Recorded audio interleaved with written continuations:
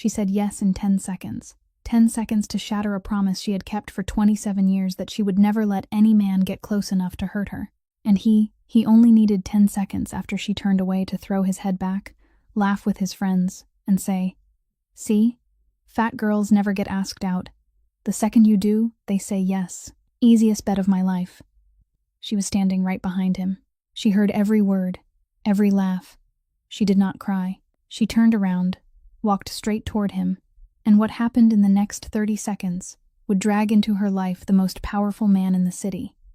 An 11-year-old debt no one had ever collected, and a faded school ID photo tucked inside the wallet of a man that no one on the South Side dared to say the name of. If you are new to this channel, subscribe before this story begins, because once it starts, you will not want to stop. Jolene Webb was 27 years old and worked as the receptionist for a small real estate company tucked at the far end of a quiet street on the west side of Chicago. Every morning she arrived 15 minutes early, made coffee for the whole office, arranged appointments, and answered the phone in a cheerful voice she had practiced so thoroughly that it had become a reflex. She was fat, not in the slightly rounded way people softened with the word full, figured to make it sound kinder. She was fat in the way that, when she walked into a room, that was the first thing people saw before they saw her smile, before they heard her voice, before they had the chance to know who she was. And Jolene knew that. She had known it for a very long time. At work, she was the person everyone liked but no one truly saw. She made the best coffee, remembered every birthday, knew who liked soy milk and who liked heavy cream, knew who was fighting with his wife and who was waiting for test results. She knew it all because she watched. And she watched because she was used to standing at the edge. Sometimes, when she walked past the inner row of desks, she heard whispers that weren't quite soft enough. They weren't always cruel. Sometimes they were only passing comments, the kind that sounded like, "Poor Jolene, she's sweet, and if she could just lose a few pounds, she'd be perfect." The kind of sentence the speaker believed was polite, while the one hearing it carried it around for the rest of the week. Jolene didn't react. She smiled. She always smiled. That was the weapon she had forged since childhood. A wide, quick smile that arrived before any words could land on her. If she smiled first, other people had no chance to turn her into a joke, because she had already turned herself into one before they could. She joked about her weight at lunch. She called herself the extra-large version when someone invited her to go shopping. She laughed louder than anyone else in the room, always, and no one in that office knew that every joke she made about herself had real weight, that each one took away a small piece from inside her that she never got back. Jolene grew up in the suburbs of Chicago, in a family where a daughter's value was measured quite literally by a scale. Her mother wasn't a bad woman. She was the kind of woman who had lived her whole life believing that the world was only kind to slender girls, and she passed that belief to her daughter not because she wanted to hurt her, but because she thought that was how she could protect her. But to a child, the difference between protection and pain is sometimes so thin it can't be seen. Jolene grew up with the idea that she had to change something about herself before she deserved to be loved. And because she couldn't change it, she concluded that she didn't deserve it. She didn't resent her mother. She understood her mother, but understanding doesn't mean it doesn't hurt. From that, Jolene wrote herself a rule she never told anyone. The rule was very simple. If a man said she was beautiful, he was lying. If a man said he liked her, he had another motive. If a man seemed interested, she waited, because sooner or later he would leave, and she wanted to be ready for that moment instead of being surprised by it. That rule kept her safe for 27 years, safe and lonely. She had discovered that those two things sometimes looked exactly the same.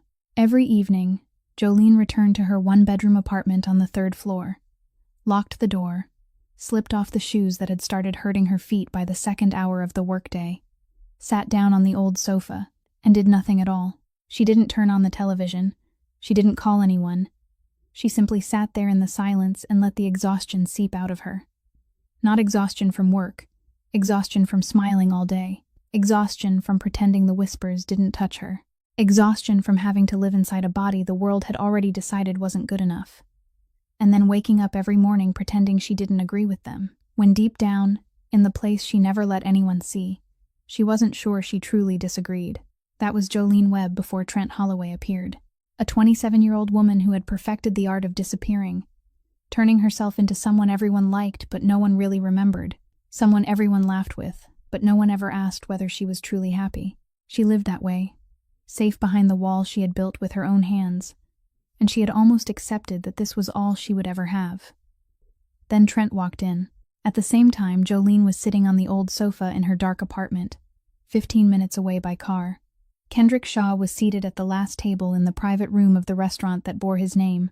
Across from him sat a man named Walton, the owner of a transport company that had been doing business with Kendrick for 3 years and had decided today that he was important enough to change the terms. Walton talked for 7 minutes.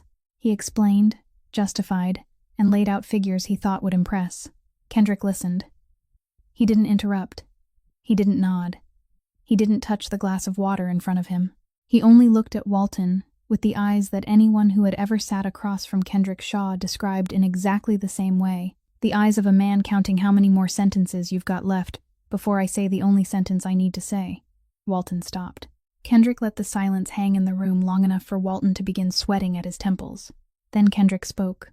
Slowly, softly, in a voice that made the listener lean forward just to hear him clearly. Walton, you've got 3 days to deliver exactly what you promised. On the 4th day, I'll find someone else. And you know what it means when I find someone else. Walton left the restaurant without another word. Kendrick Shaw was 33 years old. On paper, he was the owner of a chain of 3 restaurants in Chicago. Legal revenue, taxes fully paid, a successful businessman whom the local magazine had interviewed twice. Off paper, he controlled most of the business that moved through the shadows of the South Side. He wasn't the kind of crime boss people saw in movies, the kind who wore a white suit and smoked cigars beside a swimming pool. Kendrick wore black shirts, drove cars that didn't stand out too much, and lived in a penthouse that from the outside looked like any other luxury apartment. He didn't like attention. He liked control. And those 2 things, he had learned very early, never came together. People feared Kendrick not because he was violent. He never shouted, never threatened anyone with cheap words. People feared him because he was the kind of man who spoke once, never repeated himself, and always did exactly what he said he would do. In his world, that was more frightening than any gun. After Walton left, his closest lieutenant stepped in, set a glass of whiskey on the table, and said, "Kessler's moving merchandise again near 5th Avenue. Kendrick gave one nod. He didn't ask another question. He didn't give an order. Just that nod. The kind of nod from a man who had taken note and would deal with it when he decided to deal with it, not when someone else tried to force his hand. The room emptied. Kendrick sat there alone.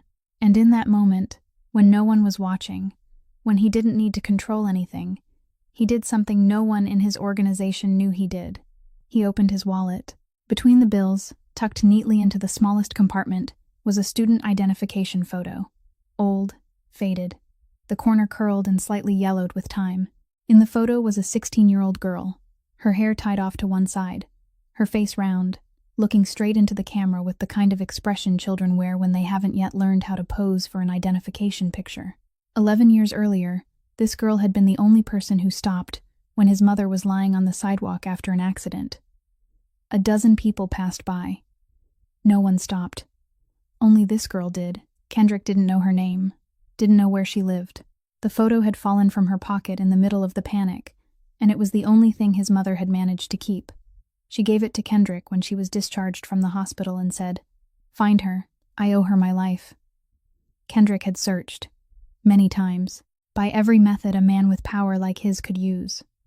But a faded identification photo of a 16-year-old girl with no name, no school, no address, in a city of millions, was a needle in the ocean. He hadn't found her, but he didn't throw the picture away. He kept it in his wallet, carried it every day, for 11 years. Not because of romance. Kendrick Shaw wasn't romantic. He kept it because he was a man who refused to owe anyone. Every debt in his life, whether money, favor, or grievance, he paid in full. Only this debt remained. The debt owed to a nameless girl he had never seen again. He looked at the photo for a few seconds. The round face, the direct eyes, the look of someone who didn't know fear or hadn't yet learned how to fear. Then he folded the wallet shut, slipped it into his inner pocket, stood up, and walked out of the restaurant. Outside, Chicago at night was cold and noisy in its own way. Kendrick drove home in silence. 11 years. He still hadn't found her. Trent Holloway was 29 years old, sold cars at a dealership on Western Avenue, and he was good at it. Not because he understood cars, because he understood people. He knew exactly when to smile, when to tilt his head, when to lightly touch a customer's shoulder as though they were an old friend. Trent was the kind of man every room turned toward the moment he walked in, not because he mattered, but because he knew how to take up space. He was handsome in an effortless way, the kind of handsome man who knew he was handsome and used it like a tool, the same way he used his smile, his voice, and the smooth confidence he put on every morning along with his cologne.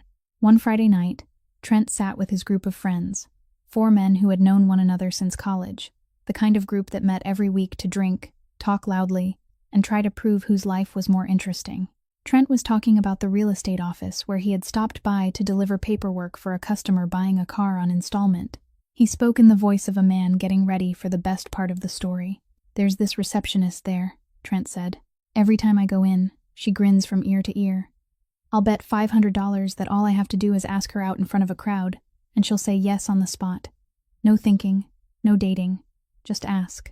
She's the type who's never had anyone ask before, so if you ask, she'll take it immediately." His friends laughed. One of them asked, "500 for real?" in a voice that was half disbelief and half interest. Another shook his head but still laughed, the kind of shake from someone who knew it was wrong but didn't care enough to say so. No one stopped him. No one said, "Don't do that." Trent looked around the table, saw no objection strong enough to matter, and took that as agreement. The following week, Trent began showing up at Jolene's office more often than necessary. He brought her coffee every morning, exactly the kind she drank, because he had asked the barista at the coffee shop on the corner before stopping by. He texted her in the evening, short, pleasant messages, the kind that said, "How was your day?" or "Thinking about you." He called her different and special in the same voice he had used to sell hundreds of cars, a voice that made the person listening feel like the only one in the room. Jolene didn't believe it right away. She wasn't the kind of person who believed right away. For the first 2 weeks, she accepted the coffee, but didn't text back. She thanked him, but kept her distance. Inside her, the rule she had lived by for 27 years was still at work, still reminding her that this wasn't real, that this man wanted something, that sooner or later he would leave, and she would once again be sitting alone on that old sofa. But Trent didn't leave. By the 3rd week, he was still bringing coffee, still texting, still smiling when he saw her, with the kind of smile he had practiced thousands of times on thousands of customers, and yet still made look natural in a way that was almost frightening.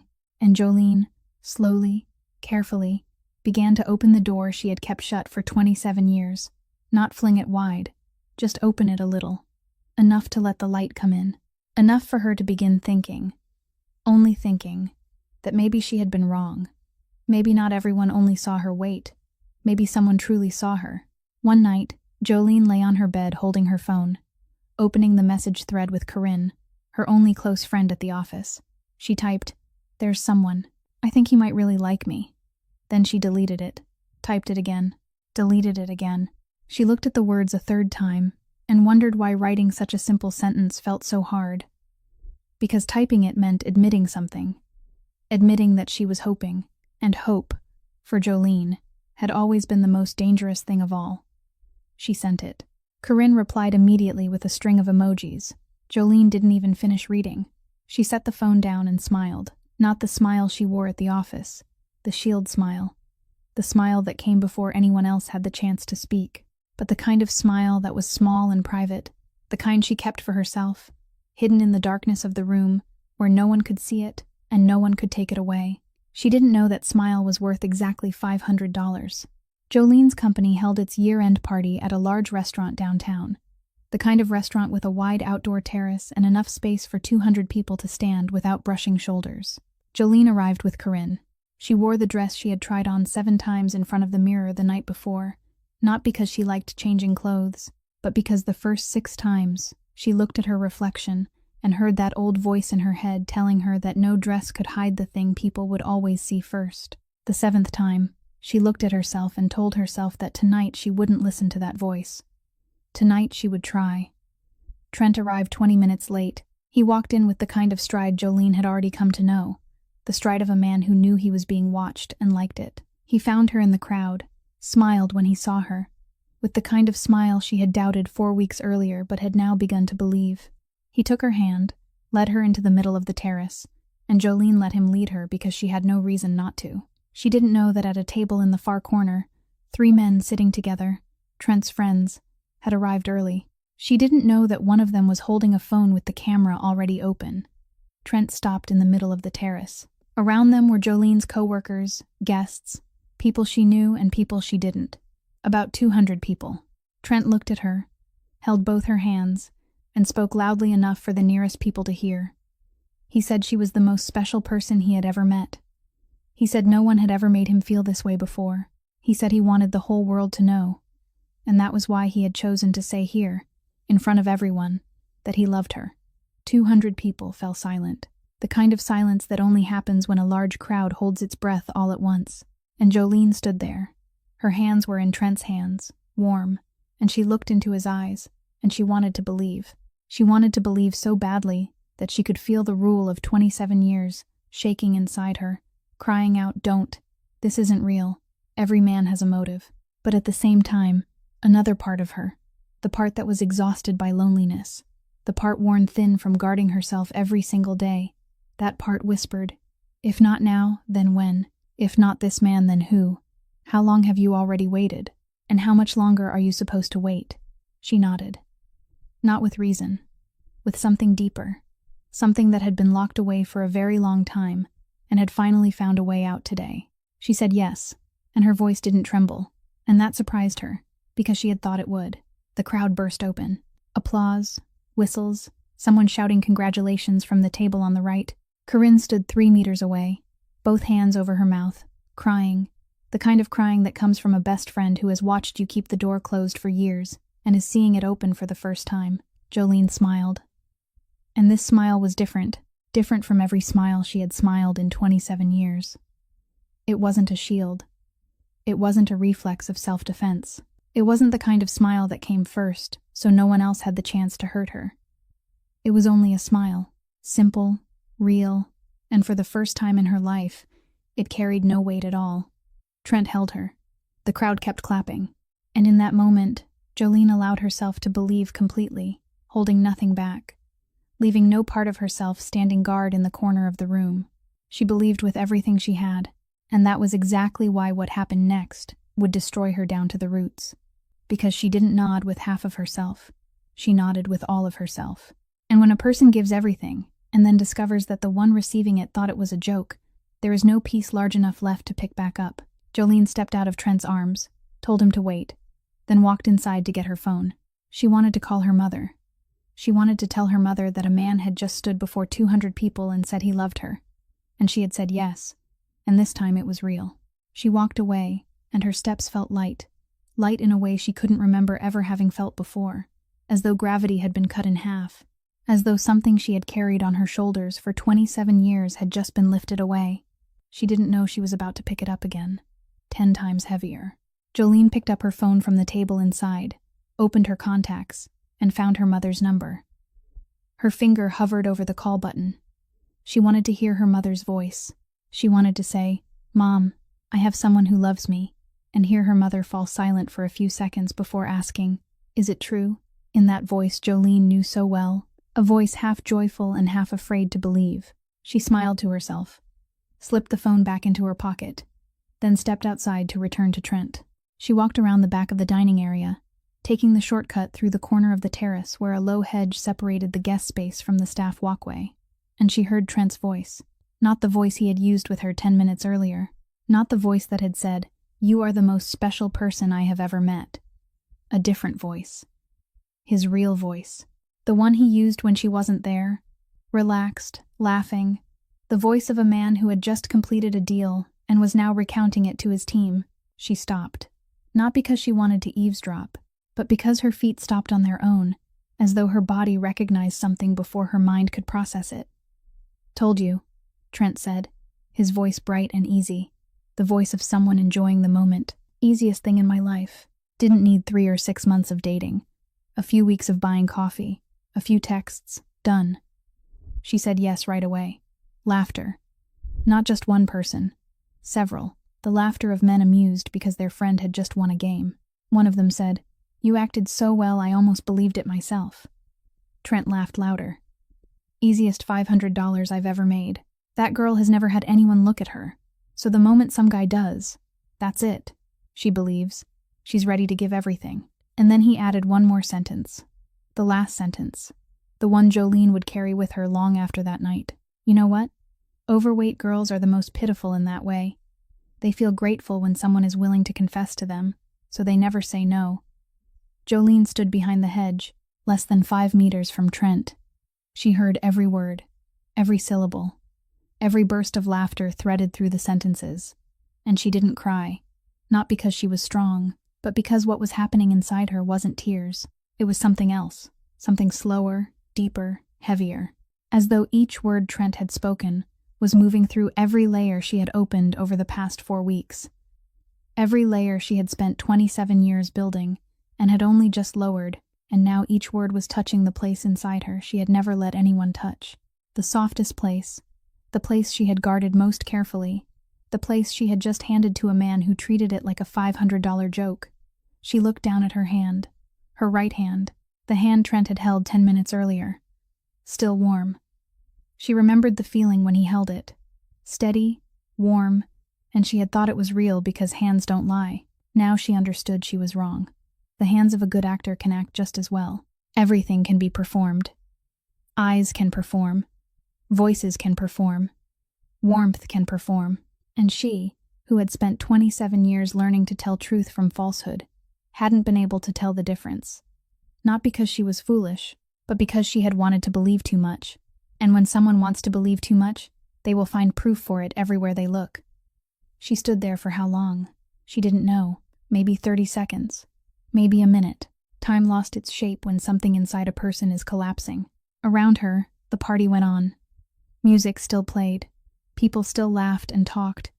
No one knew. No one saw her standing behind the hedge in that thin strip of darkness. Her hands still warm while inside she was turning cold millimeter by millimeter. She thought of her mother. Of the call she had almost made. Of the words, "Mom, I have someone who loves me," that she had prepared in her mind. She imagined saying them. And now those words sounded like a joke. Not her joke, Trent's joke, and she had almost brought that joke to her mother as a gift. She clenched her hand. The warmth from Trent's touch hadn't fully faded. She hated that. She hated that her body still held the trace of something false while inside her. The only real thing, the small fragile belief she had just dared to hold, lay shattered on the ground in pieces. Jolene took a breath. And then she did something Jolene Webb of 4 weeks earlier wouldn't have done. The Jolene of 4 weeks ago would have turned away. She would have gone home, locked the door, sat on the sofa, and handled everything alone in the dark the way she always had. But the Jolene of tonight, the Jolene who had opened her heart and been betrayed, the Jolene with something burning inside her, hotter than tears, that Jolene didn't turn away. She turned back and walked straight toward Trent. Jolene stepped around the hedge and walked straight toward Trent. She didn't run. She didn't hesitate. It was the walk of someone who had already made her decision and didn't need another second to think again. Trent was standing with his back to her, still laughing, still talking, drink in hand, shoulder angled toward his friends, with the relaxed posture of a man standing in the middle of his own audience. His friends saw her first. One stopped laughing in the middle of it. Another lowered his glass. And that kind of silence, that sudden silence when a group of people laughing all stop at once, made Trent turn around. He saw her face, and he knew, instantly. She didn't have to say a single word. The smile on his face died the way a candle dies when a hard gust of wind hits it. Not slowly, not gently, but all at once. He opened his mouth, maybe to say something, maybe to explain, maybe to turn it into a misunderstanding, with the same mouth he had used to sell cars and sell lies his whole life. Jolene slapped him, one slap only, with her right hand, the same hand still warm from when he had held it. The sound was loud enough to make the 4 nearest tables turn around, loud enough for the music to seem to drop for a beat, loud enough for everyone within 10 meters to know something had just happened. Jolene looked straight at Trent's face and spoke in a voice that didn't shake, didn't rise, didn't shout. A voice so flat and clear it was more frightening than any scream. "We're done. Keep your $500. Consider it payment for the performance." She said it and stopped. She said nothing more. She didn't wait for him to answer. She had already said everything she needed to say, and she didn't owe him another syllable. But Trent Holloway wasn't the kind of man who could endure humiliation in front of his friends. He was a man who lived by image, by always being the one in control in every room. And now he was standing before 3 friends, face red from a slap, made into a joke by the very girl he had treated like a joke. His ego couldn't bear it. He stepped forward and shoved Jolene. She fell to the ground. 200 people at the party, the music still playing, someone laughing at a table farther away because they didn't know what was happening. But the people nearby knew. They saw a girl on the ground, a man standing over her, and no one did anything. A few people looked and then turned away. The quick turn of people who didn't want to get dragged into trouble. A few stood there with drinks in their hands, watching, but their feet didn't move. Not one hand reached out. Not one voice spoke. 200 people and Jolene was on the ground alone. The back door of the restaurant opened. Kendrick Shaw stepped outside. He had just finished meeting with a business partner in the private room inside his restaurant, the one that had rented the outdoor terrace for the event that night. He came out to get his car and go home, and he saw it. A girl on the ground, a man standing over her with a face twisted by anger and humiliation, and a crowd standing there watching without moving.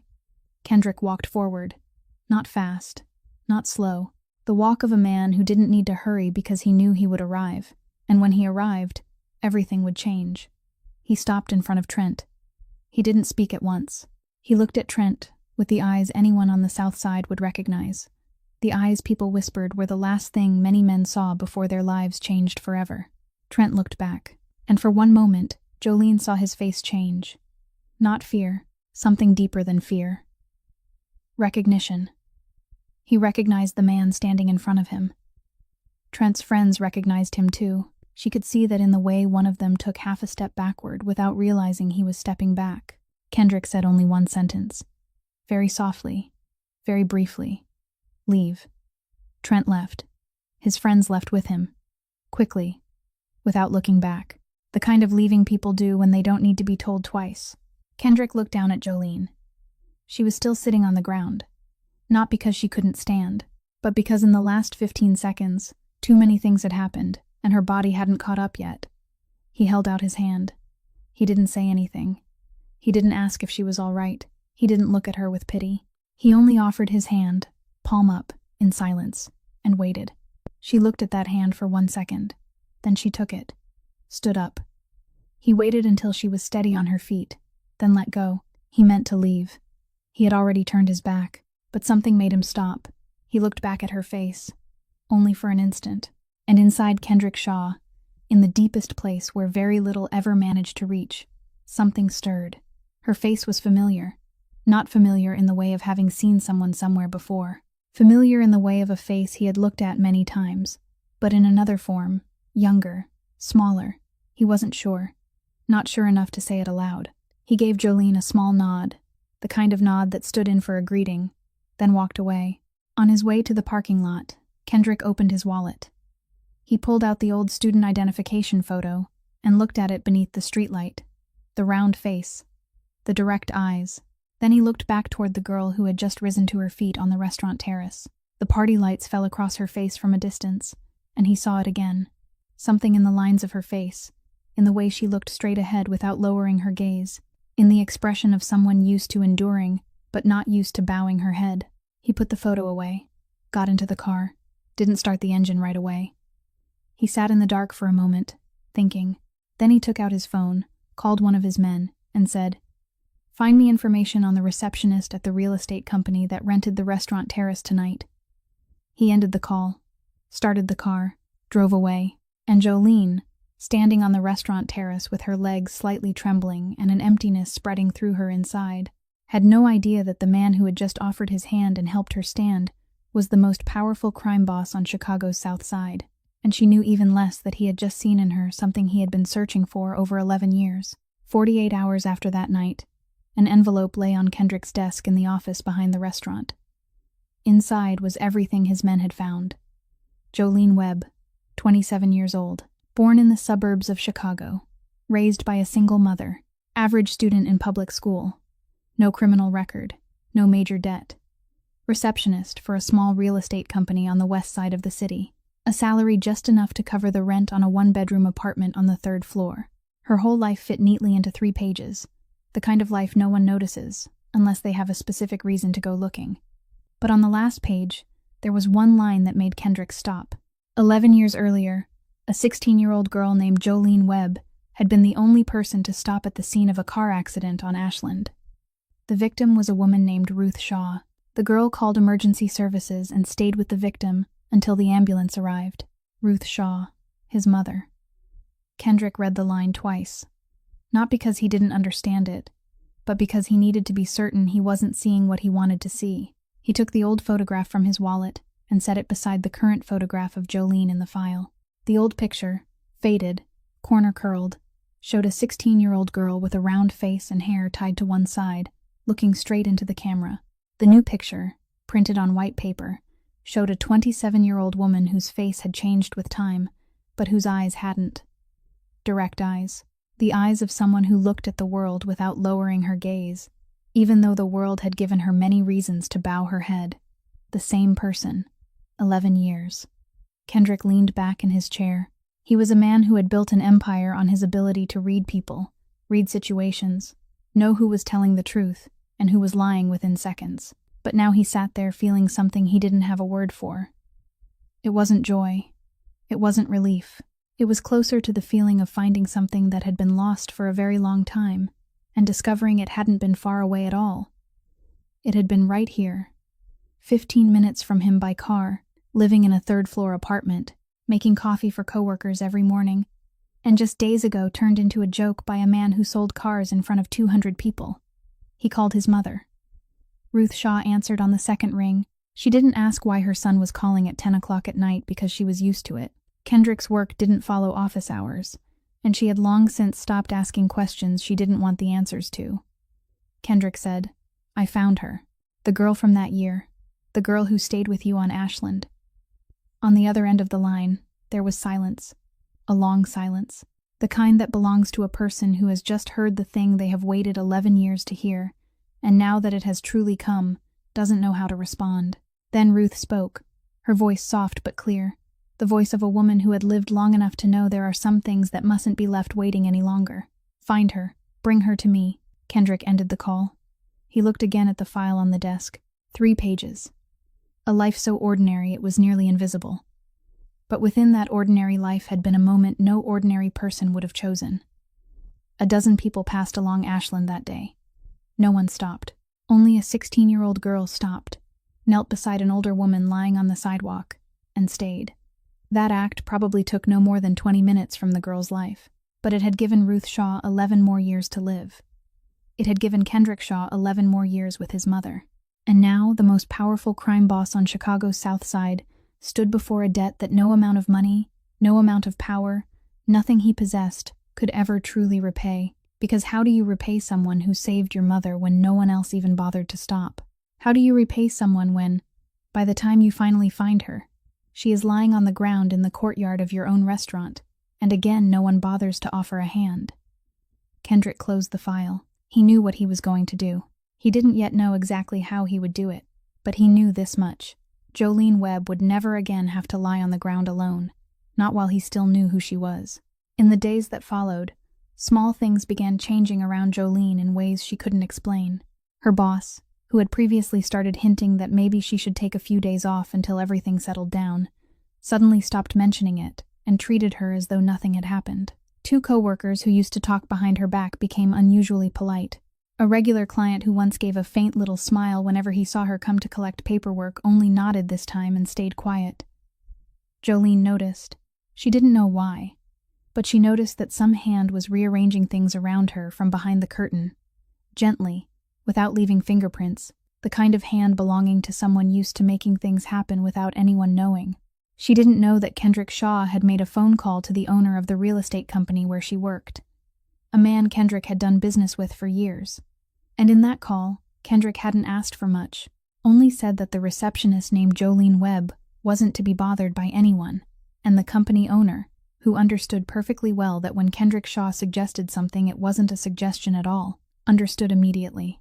But Kendrick couldn't control everything, and the thing he couldn't control was beginning in a cluttered apartment on the other side of the city, where Trent Holloway sat in front of a laptop screen with a rage he didn't know where to put. Trent wasn't the kind of man who accepted defeat. He wasn't the kind of man who got slapped in front of his friends, got chased off by a single look, then went home and forgot it. He was the kind of man who lay in bed replaying the moment he had been humiliated, letting the anger ferment in the dark until it turned into action. One of Trent's friends had recorded the proposal video that night. It was filmed in a public place, at an open event, where anyone could record. Trent took that video, cut it together, added commentary beneath it, added lines of text running across the screen. He didn't use Jolene's name, but he didn't need to, because her face was right there in the video, clear as day, and anyone who knew her recognized her immediately. He posted it on social media with a caption he thought was funny, a caption about how easy it was to get someone to say yes when you wanted them to. The video spread faster than anything Trent had ever posted before, not because it was good, but because the internet is always hungry for the kind of thing that lets people laugh without thinking about who is being hurt. In the first 48 hours, the video was shared thousands of times. The comments flooded in. People tagged friends. People wrote things they would never have dared say directly to someone's face. Things about appearance, about weight, about that tone of poor thing that wasn't really pity at all, only a way for people to feel superior. Jolene was called by all kinds of nicknames. Nicknames she would never type anywhere because they didn't deserve to be repeated. Corinne called her on the morning of the second day after the video went online. Corinne's voice was urgent. "Jolene, don't go online. Don't read the comments. Don't open it." But Jolene had already opened it. She had already read them. Every line, every comment. She scrolled all the way to the bottom and read everything without missing a single one, as though she needed to know exactly what the world thought of her, needed to hear every word, needed to make sure she didn't miss a single stone being thrown in her direction. Not because she liked pain, but because for Jolene, knowing exactly how much she was being hurt had always felt easier than guessing. During the following week, clients coming into the office began recognizing her. Not all of them, but enough. One man laughed when he saw her at the reception desk. Another asked, "Are you the girl in the video?" in a tone he believed was neutral but was in truth cruel. Jolene sat at the front desk, smiling, answering phones, arranging appointments, while inside her the last pieces of self-respect she still had were being carved away day by day. That Friday, she went into her boss's office and said she was taking leave. She wasn't fired. Her boss even told her to stay. But Jolene said no. She didn't offer a long explanation.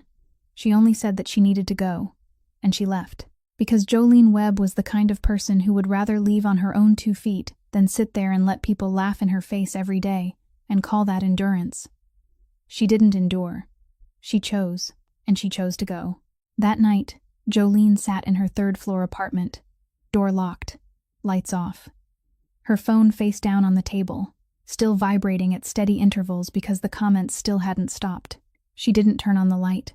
She didn't turn on the television.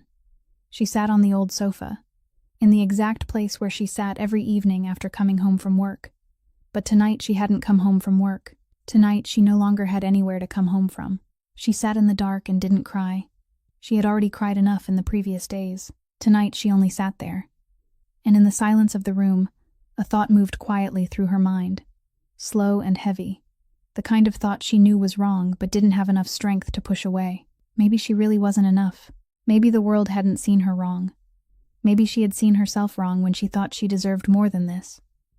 She sat with that thought for a long time, and on the other side of the city, Kendrick Shaw had just gotten word about the video. Kendrick watched the video once.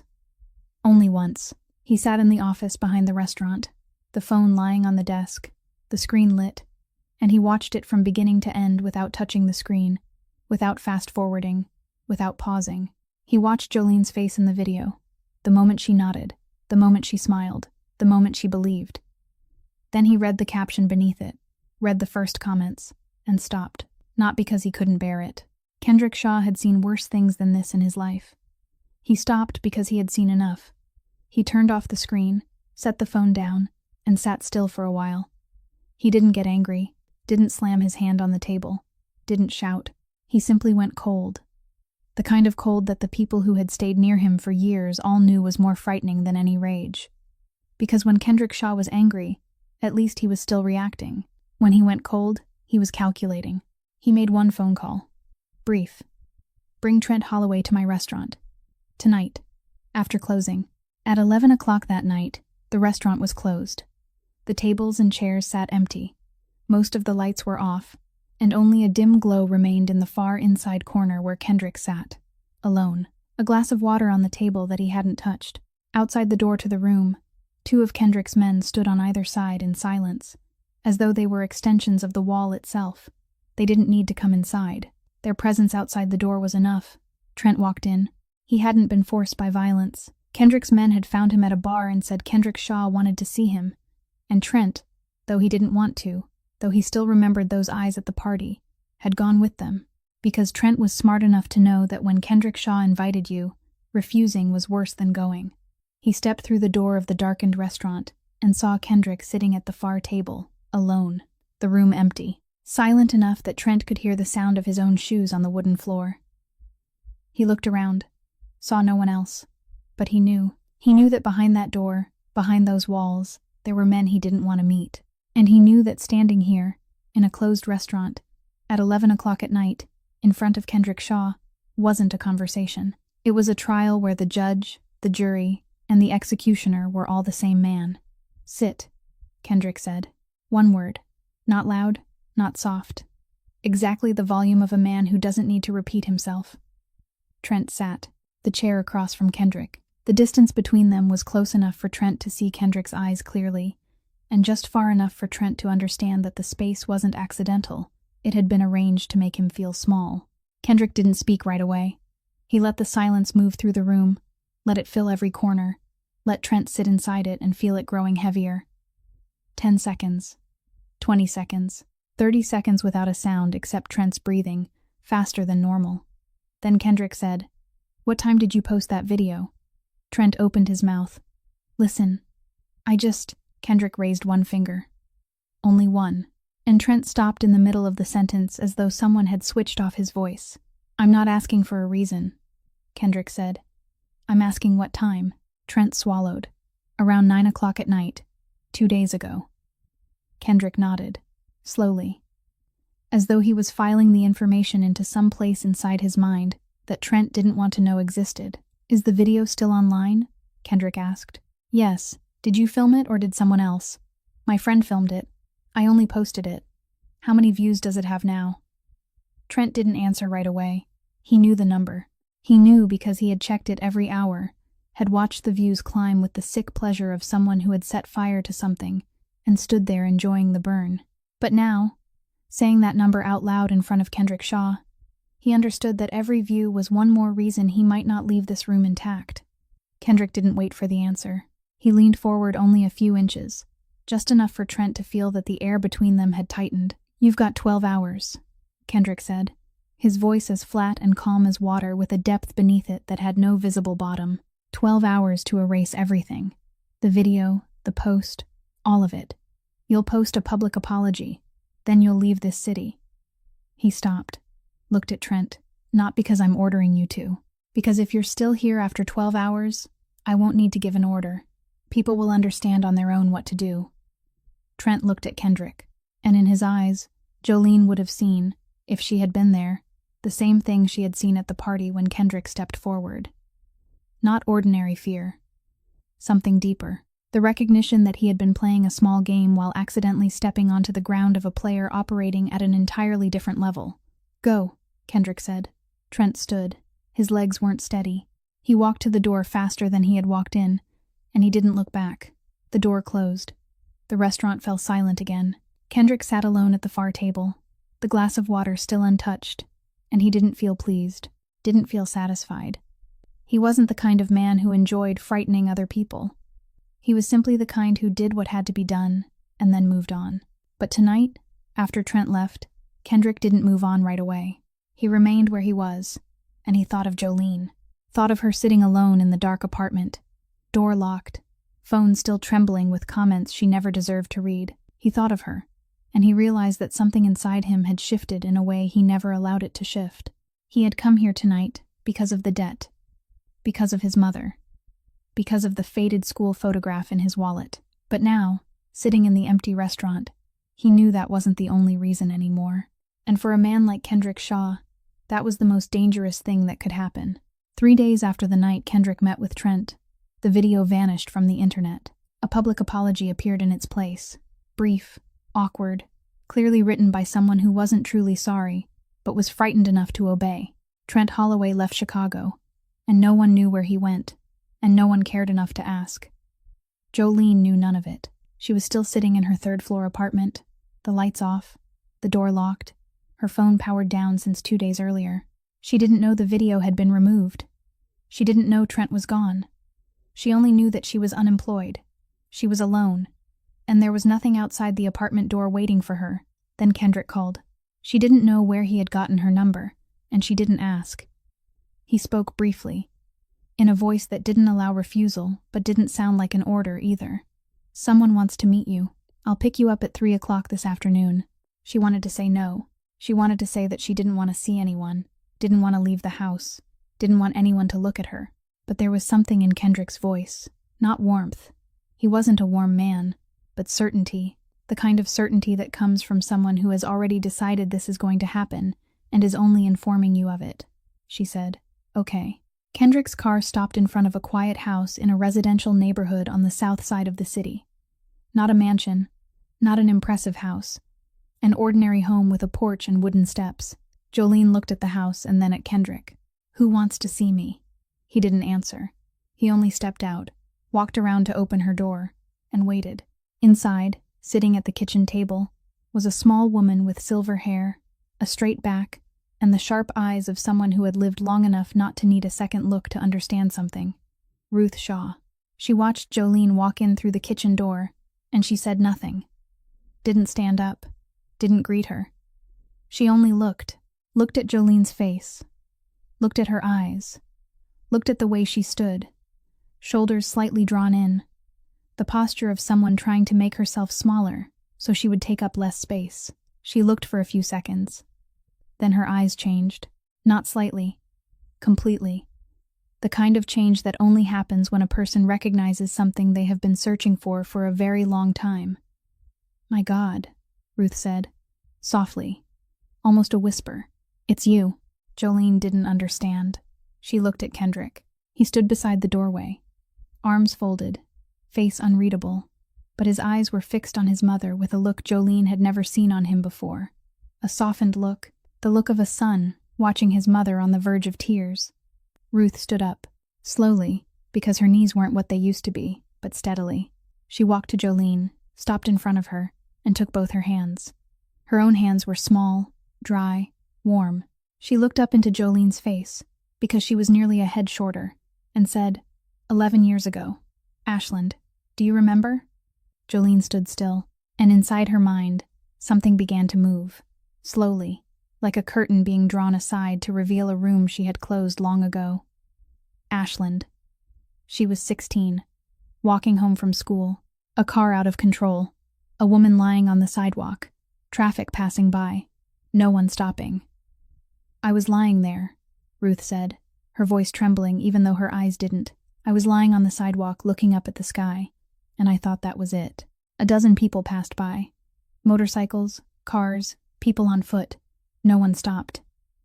I heard footsteps passing right beside me, and no one stopped." She squeezed Jolene's hands more tightly. "Then you came, just a child. You ran over, sat down right beside me on the sidewalk, held my hand, called emergency services, and you said to me," she paused and took a breath, "you said, 'Ma'am, don't close your eyes, look at me.' And I looked at you. I looked at your face, and I didn't close my eyes. You sat there with me until the ambulance came. You didn't leave. You didn't abandon me." Jolene remembered. She remembered now. She remembered the hot sidewalk under her knees. She remembered the woman's hand gripping hers so tightly her fingers went numb. She remembered the sound of the ambulance siren far away and the relief she felt when it came closer. But she hadn't thought about that day in years. To her, it had only been one afternoon, an afternoon when she saw that someone needed help and stopped. She hadn't thought it was a big thing, hadn't thought it was something worth remembering. She had only done what was right. Ruth looked at her with eyes full of tears. "I lived because of you. My son still had his mother because of you." She said it, and the words fell into the quiet kitchen with a weight no language could measure. because it wasn't an ordinary thank you. It was a 60-year-old woman standing before a 27-year-old woman and saying, "You gave me 11 more years of life, 11 more years to watch my son grow older, 11 more years of breakfast, tea, and looking out the window in the afternoon, all the small ordinary things that people only understand the value of when they almost lose them." Jolene cried, and she didn't try to stop it. She didn't smile first to turn it into a joke. She didn't look away to hide it. She stood there in front of Ruth and cried, because for the first time in 27 years, someone was looking at her and not seeing her weight, not seeing her appearance, not seeing the dress or the hairstyle or anything else on the outside. Ruth looked at her and saw the 16-year-old girl who had sat down on the sidewalk beside a stranger when no one else would stop. Ruth looked at her and saw worth, the kind of worth no scale can measure, no comment online can erase, no $500 bet can ever touch. Ruth raised her hand and wiped the tears from Jolene's cheek with her thumb, gently, the way a grandmother wipes a grandchild's face, then said, "You don't need anyone to tell you you're beautiful in order to have value. You had value from the moment you sat down on the sidewalk beside an old woman you didn't even know." Jolene couldn't speak. She only nodded, and this nod wasn't like any other nod she had ever given in her life. On the drive back, Kendrick drove and Jolene sat in the passenger seat. Neither of them said a word. The city moved past beyond the windows, the lights, the horns, the ordinary breathing rhythm of Chicago in the afternoon. And the silence in the car wasn't heavy. For the first time between them, silence was only silence, not distance, not coldness, not caution. Just two people sitting side by side and not needing to say anything more, because everything that needed to be said had already been said by a 60-year-old woman, with her small hands holding tight and her eyes refusing to dry. 2 weeks after the meeting with Ruth, Kendrick called Jolene and told her that a business associate of his, a woman who owned a chain of furniture stores on the north side of the city, was looking for a store manager. He didn't say, "I got you a job." He said, "There's a position open. If you want it, I'll give you the number." Jolene noticed the difference. He wasn't handing her anything. He was opening a door and letting her walk through it on her own. She called, she interviewed, she got the job on her own merit. And when she called Kendrick to tell him she had been hired, he only said, "Good," then hung up. No long congratulations, no taking credit, just good. And Jolene, who had grown used to men using words to impress, realized for the first time that sometimes a single word, said at the right moment, carried more weight than an entire speech. They began seeing each other more often, not dating. Kendrick Shaw didn't know how to date. He wasn't the kind of man who called to ask, "Are you free tonight?" or made reservations at restaurants, or brought flowers. He simply appeared. He stopped by the store where Jolene worked, sometimes bringing coffee, exactly the kind she drank, caramel macchiato, oat milk, no added sugar, and she couldn't remember ever telling him what she liked. He remembered. How, she didn't know, but he remembered. Just as he remembered that she was allergic to peanuts, and the one time he took her out to eat, he had checked the menu beforehand and asked the chef about every dish without telling her he had done so. She found out when she overheard a server whisper to another that the boss had already said that table 7 was to have no peanuts in any dish. She didn't say anything then, but she took note. What Jolene began to understand, through those brief meetings, those conversations that weren't long but were never empty, was that Kendrick never commented on her appearance. Not once. He didn't tell her she was beautiful. He didn't tell her what she should wear. He didn't look at her with that pitying expression people used when they said "poor thing." He looked at her with the gaze of someone who was listening, paying attention, taking in everything she said as though it mattered.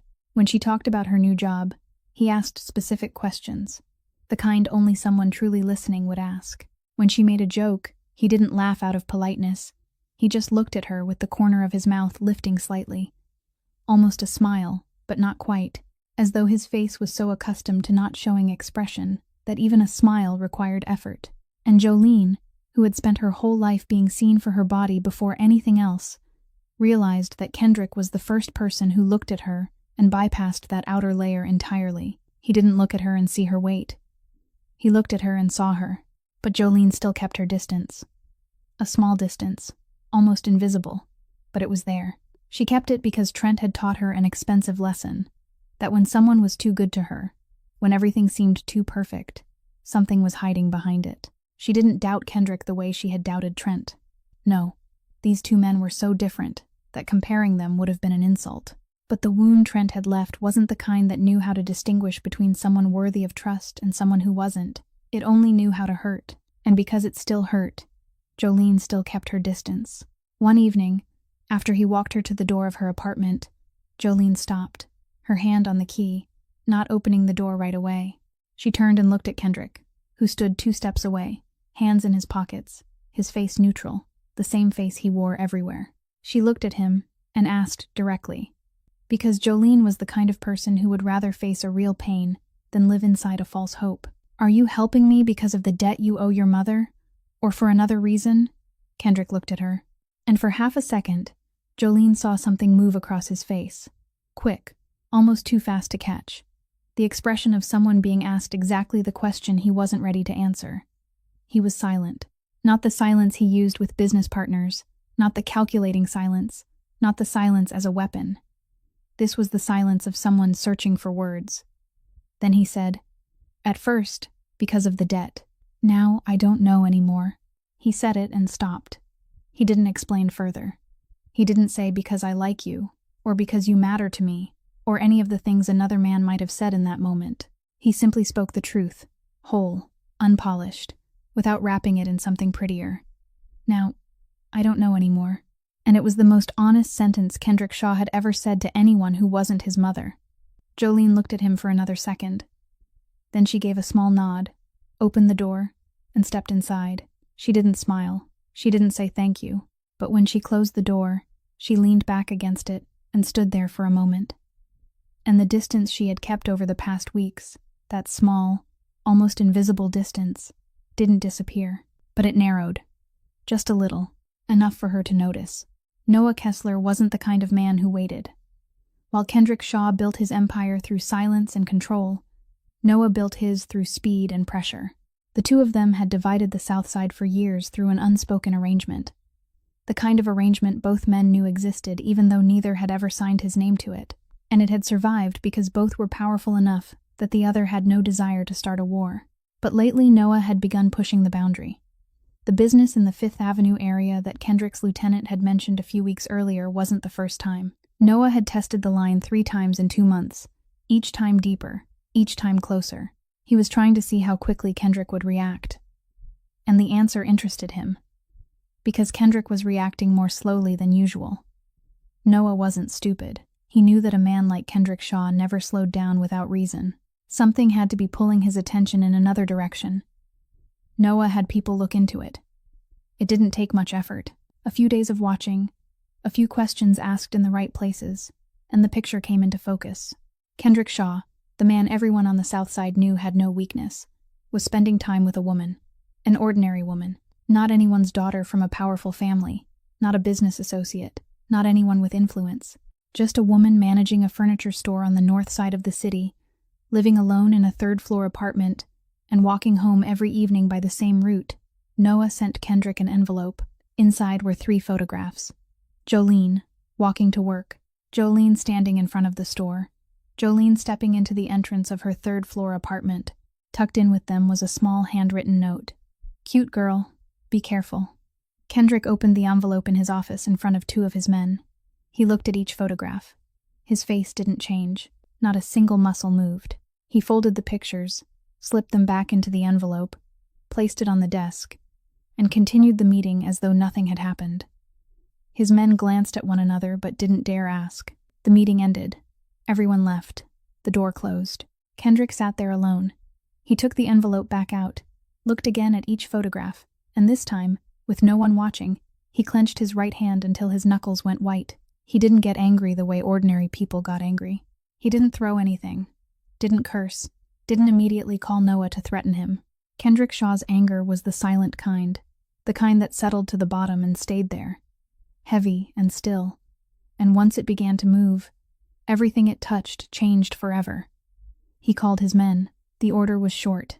"From now on, someone follows Jolene at all times, 24 hours a day, no more than 2 blocks away, without letting her know.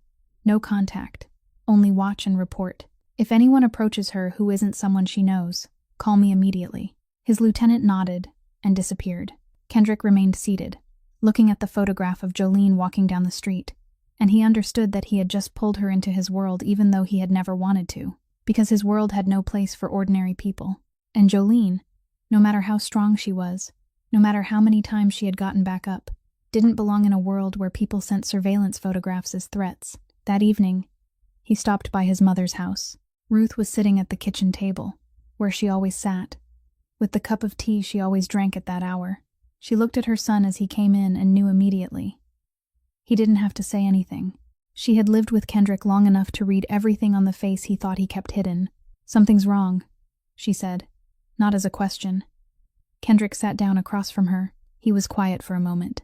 Then Ruth asked, "Have you brought that girl here to visit again?" Kendrick shook his head. "Not yet." "Why not?" He stayed silent for a few seconds more, longer than usual. The kind of silence Ruth knew meant her son was wrestling with something he couldn't control. "Because I'm afraid that when she learns who I really am, she'll look at me the way everyone else does." Ruth looked at her son. The crime boss, whose name no one in the neighborhood dared speak aloud, was sitting in front of her saying that he was afraid. She took a sip of tea, set the cup down, and said in a voice gentle but firm as iron, "That girl sat down on the sidewalk beside me years ago while 100 people walked past and never stopped. Do you really think someone like that would be afraid of you?" Kendrick didn't answer. But he heard her. He always heard his mother, even when he didn't want to. He stayed a few more minutes, drank the tea Ruth poured for him without asking whether he wanted any, then stood up, kissed her forehead, and left. On the drive home, he thought about the 3 photographs in the envelope. Jolene, walking down the street. Jolene standing in front of the store. Jolene stepping into her apartment building. 3 ordinary moments in the ordinary day of an ordinary woman. But now, because of him, those 3 moments had become targets. And Kendrick knew Noah hadn't sent the photographs as a game. Noah had sent them to test him, to see how Kendrick would respond, to see how much this woman mattered. And if Kendrick did nothing, Noah would understand that she didn't matter and would stop. But if Kendrick reacted too strongly, Noah would know for certain that he had found the place where Kendrick Shaw's armor was thinnest. Kendrick held the steering wheel, staring straight at the dark road ahead, and made a decision. If Noah touched Jolene, he wouldn't send men. He wouldn't give orders from a distance. He would come himself, because there were some things he was beginning to understand that he didn't want to place in anyone else's hands. 4 days after the night, Kendrick sat drinking tea with his mother. Noah made his move. Jolene got off work late, close to 9 o'clock at night, because the end-of-month inventory had run longer than expected. She locked up the store, slung her bag over her shoulder, and walked home by the same route she took every day. The route passed 2 blocks and then into the narrow alley that led to the stairs of her apartment building. It was fully dark by then. Some streetlights worked, and some didn't. She walked faster than usual because of the cold, her earbuds in, her mind still on the inventory report she needed to finish in the morning. She turned into the alley and saw a black car parked across the entrance. Engine off, lights off, but both doors opened at the same time. 2 men stepped out, not in a hurry, not running. They moved with the easy pace of men who knew they didn't need to rush because the person in front of them had nowhere to go. They came toward Jolene and stopped about 3 steps away. One was tall, one shorter, and neither face held anything worth reading.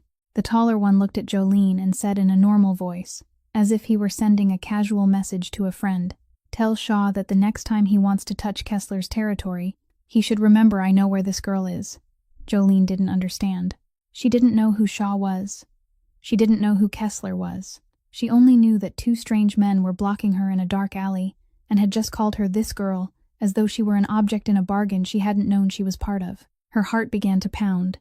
Her legs wanted to step back, but the wall was behind her. She gripped the strap of her bag, not because she thought the bag would protect her, but because it was the only thing she had to hold on to.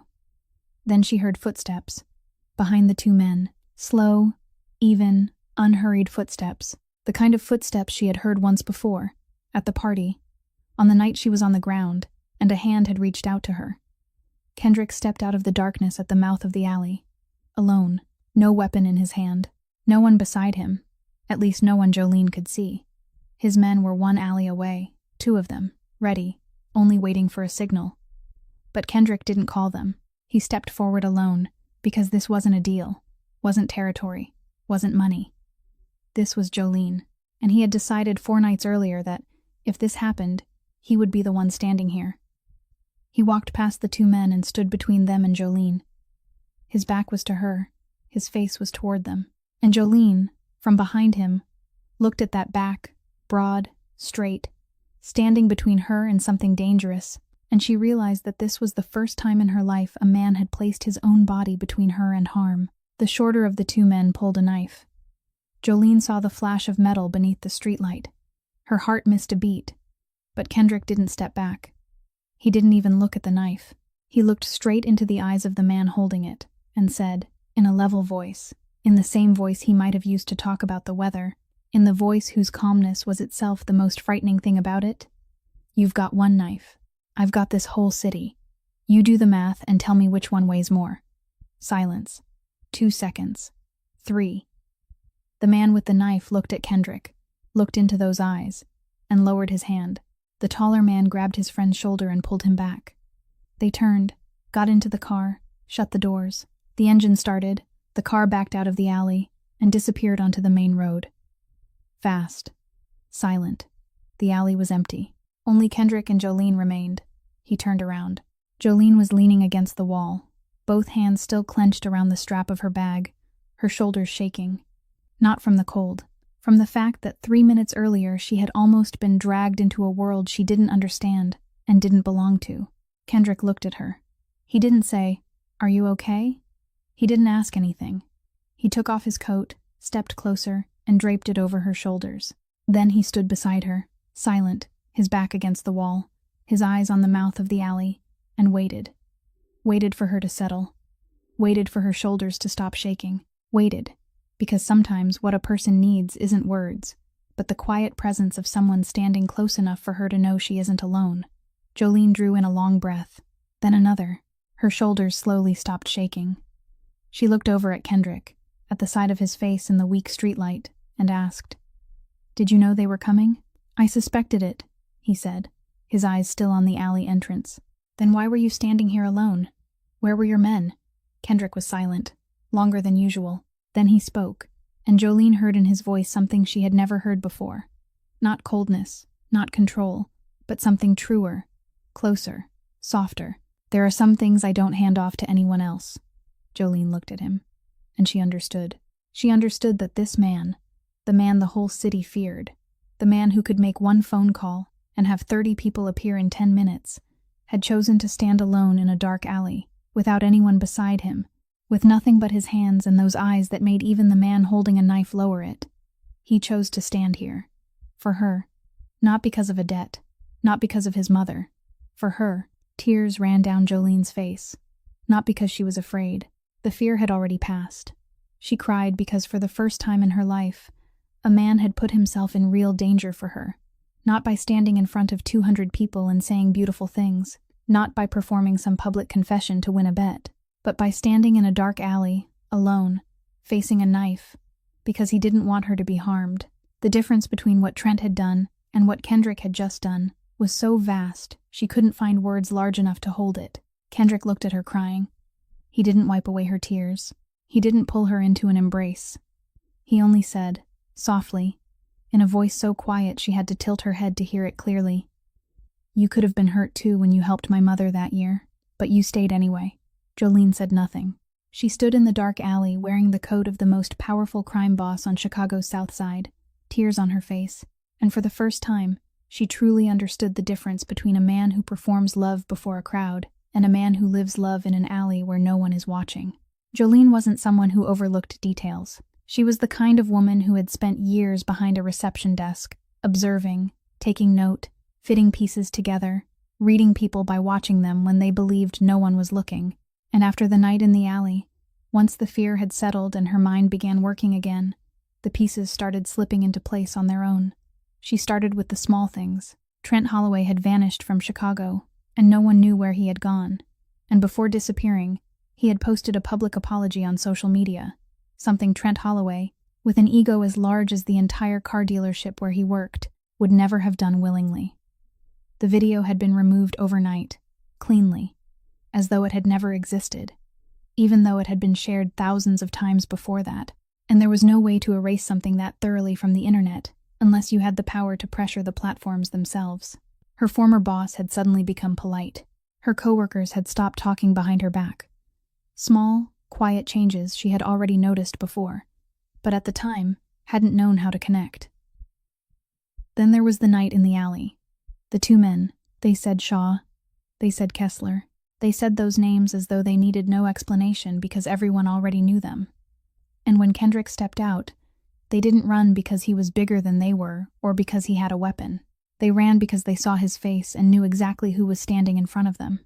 Jolene sat at the kitchen table in her third-floor apartment on the morning after that night and began looking into it, not through a private investigator or a detective, through the way anyone with internet access and the ability to ask the right questions could do it. She searched Kendrick Shaw's name online.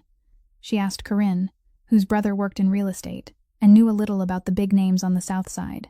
She pieced the fragments together, and the picture didn't emerge one piece at a time, but all at once, the way a blurred image suddenly snaps into focus, and everything becomes sharp in the same instant. Kendrick Shaw wasn't only the owner of a restaurant chain. He was the crime boss who controlled much of the business moving through the shadows of Chicago's South Side. The restaurant where her company's party had been held, the restaurant he had stepped out from through the back door that night, belonged to him. The man who had offered his hand to help her up, who had brought her coffee exactly the way she drank it, who had stood alone in a dark alley between her and a knife, was one of the most powerful and dangerous men in the city. Jolene set her phone down on the table, and she wasn't afraid. That was the strangest part. She thought she would be. She thought that when she learned the truth, the first thing she would feel would be fear. The fear of someone realizing she had been standing beside a cliff without knowing it. But no. What she felt wasn't fear. It was closer to exhaustion, closer to the deep, heavy disappointment of someone who had opened her heart for the second time in her life, and for the second time discovered that the person she trusted hadn't given her the truth. She thought of Trent. Trent had hidden the bet. Trent had laughed behind her back. Trent had turned her feelings into a $500 joke. Then she thought of Kendrick. Kendrick had hidden who he truly was. Every time he met with her, every coffee, every conversation, every silent moment in the car, he had sat there carrying half the truth while hiding the other half. Two men, two different kinds of concealment, but the result was the same.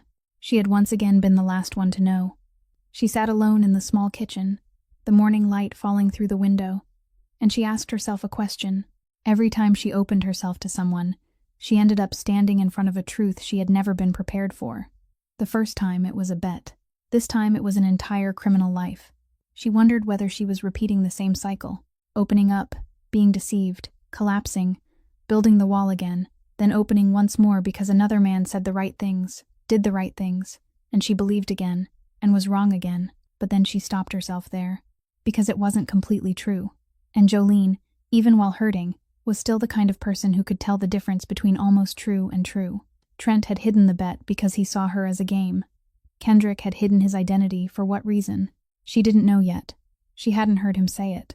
And Jolene, who had learned the painful lesson of drawing conclusions before she had enough information, decided that she wouldn't conclude anything. Not yet. But she also wouldn't pretend she didn't know. She picked up her phone, opened her contacts, and found Kendrick's name. She looked at it on the screen for a few seconds, then she pressed call. He answered after the first ring, and that told her he had been waiting. Perhaps he had known this call would come.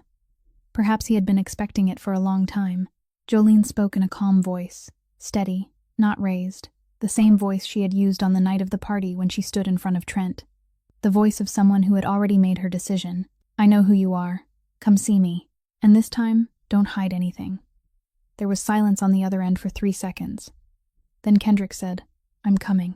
Kendrick arrived at Jolene's apartment 20 minutes after the call. He knocked on the door, not the bell, 2 short knocks, and Jolene opened it, then stepped aside to let him in without saying a word. She had pulled 2 chairs out to face each other at the small kitchen table. There was no coffee on the table. No water. Nothing except the 2 chairs and the empty space between them. She sat down in one chair. Kendrick looked at the other chair and sat. And for the first time since Jolene had known him, she saw Kendrick Shaw sitting without ease. Not restless. Not afraid. Only sitting like a man who knew he was about to lose control of the conversation, and he wasn't used to that. Jolene looked at him. He looked back. Neither of them spoke for about 10 seconds, and those 10 seconds felt heavier than the entire evening in the alley. Then Jolene spoke. She didn't shout. She didn't cry. Her voice was flat, clear, the kind of voice she used when she had already thought everything through, and every word had been chosen before it left her mouth. I was deceived by one man with sweet words.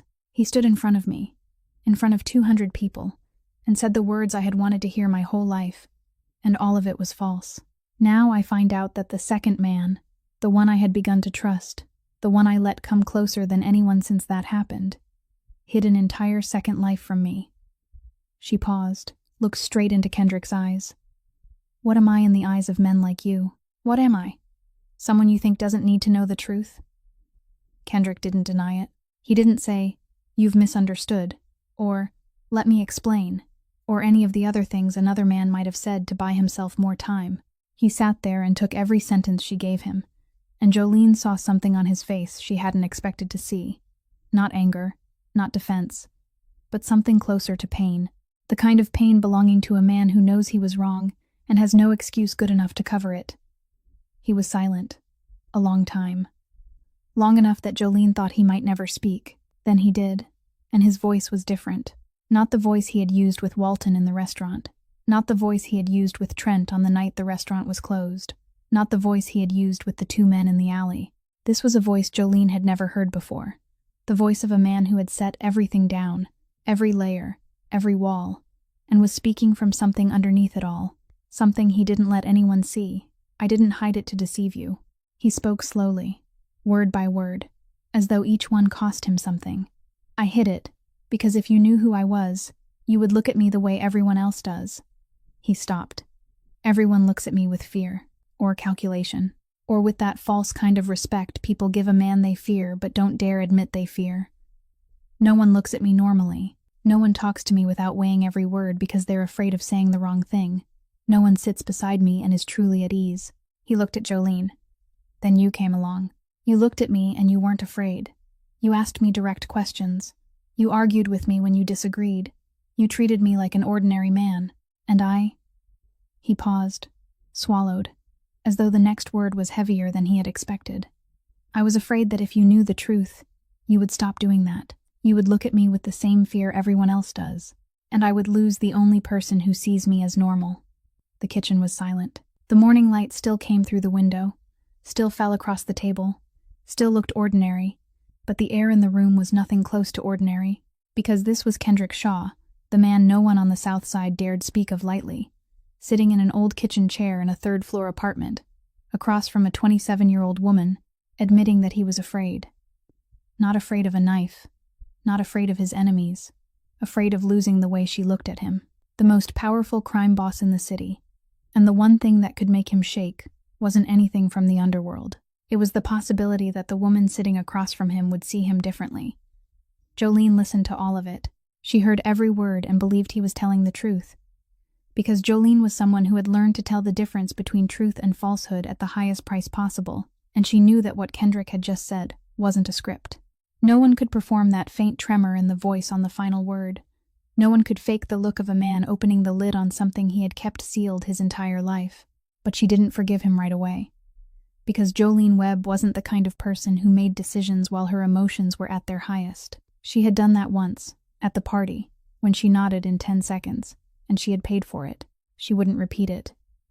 "I heard what you said," she told him. "I don't know how much I can trust yet. Not because you're lying, but because I need time to know what I feel." She looked at him. "I need time." Kendrick nodded, one slow nod. He didn't say, "How long?" He didn't say, "I'll wait." He only nodded, stood up, pushed the chair back under the table, and walked toward the door. He had his hand on the doorknob when Jolene said, "Kendrick." He stopped, turned back. Jolene looked at him, and on her face was something she didn't hide. Not forgiveness, not yet, but something close to recognition. An acknowledgement that she had seen him, truly seen him, not as the crime boss, not as the man who hid things, but as the man who had stood in the dark alley. "Thank you for standing in that alley," she said. Kendrick looked at her, nodded. Then he opened the door and left. He didn't look back. His footsteps in the hallway sounded steady and even, the way they always did. But Jolene knew. in the way she knew things, through observation, through the small details others missed, that the man who had just walked out of her apartment was carrying more with him than he had brought in. She closed the door, sat down again, looked at the empty chair across from her, the one Kendrick had just left. She didn't cry. She had cried enough. This time she only thought for a very long time, and in the silence of the small kitchen, she let the biggest question remain there in front of her without rushing to answer it. She let it remain, because some questions need time, and this time, Jolene was going to give herself enough of it. Jolene spent 4 days alone. She didn't call anyone. She didn't see anyone. She went to work, came home, sat at the kitchen table, and thought. She thought the way she always did when facing a decision that mattered, not with emotion, but by placing everything in front of her and looking at it clearly. She thought about Trent, not for long, not in depth, just enough to remind herself that she knew what a lie looked like when it dressed itself up as love. Trent had been the man who stood in front of her and said the right words in the right tone at the right moment, and every part of it had been scripted. She had already dealt with Trent.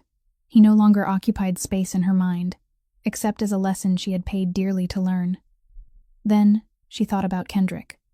And that part was harder, because Kendrick didn't fit into any pattern she had known before. He didn't use sweet words. He brought her the exact coffee she drank without asking. He remembered her peanut allergy and called the chef without telling her. He looked at her for weeks and never once commented on her appearance. He stood alone in a dark alley with his back between her and a knife, and when she asked why, he said, "There are some things I don't hand off to anyone else." And when she asked why he had hidden the truth, he didn't justify, didn't deflect. He said he was afraid of losing the way she saw him, the most powerful man in the city, and the thing he feared losing wasn't money or territory. It was her gaze. Jolene wasn't the kind of person moved by words. She had been moved once, and she had paid for it. But she also wasn't the kind who denied evidence. And the evidence here wasn't what Kendrick said. It was what he had done. Every action, every small detail. Every quiet moment when he chose to be present instead of filling the space with empty sentences. Trent had given her words and hidden his actions. Kendrick had given her actions and hidden his words. And when she placed those two things side by side and looked, she knew which one carried more weight.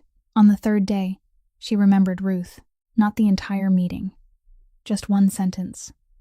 The sentence the older woman had spoken while holding her hands in that small kitchen. "You don't need anyone to tell you you're beautiful in order to have value." She remembered it and felt its weight again, the kind that doesn't fade with time but sinks deeper. On the fourth day, she thought about the 16-year-old girl, the girl who had run toward a stranger lying on the sidewalk on Ashland while no one else stopped. That girl hadn't been afraid. She hadn't calculated. She had seen someone who needed help, and she had sat down. That was all. And that girl, Jolene realized, was still her, still there inside her, even after being judged, turned into a joke, knocked down, buried under thousands of cruel comments. That 16-year-old girl remained. Still the one who didn't walk away when everyone else did. Still the one who chose to stay. On the evening of the fourth day, Jolene called Kendrick. "Come here." He came, faster than the last time. She opened the door, and this time there were 2 glasses of water on the kitchen table. A small change that Kendrick noticed immediately, because he noticed everything. They sat, the same 2 chairs, the same space between them, but the air was different. Jolene spoke. "I won't run. I won't walk away. But I also won't pretend I don't know who you are and what kind of world you live in." She looked straight into his eyes. "If you want to be with me, I have one condition. Don't ever decide for me again. Don't protect me from a distance without telling me. Don't hide the truth because you think I'm not strong enough to hear it. I've lived my whole life with other people deciding what I deserve." She paused. "You don't get to do that." Kendrick listened. Every word.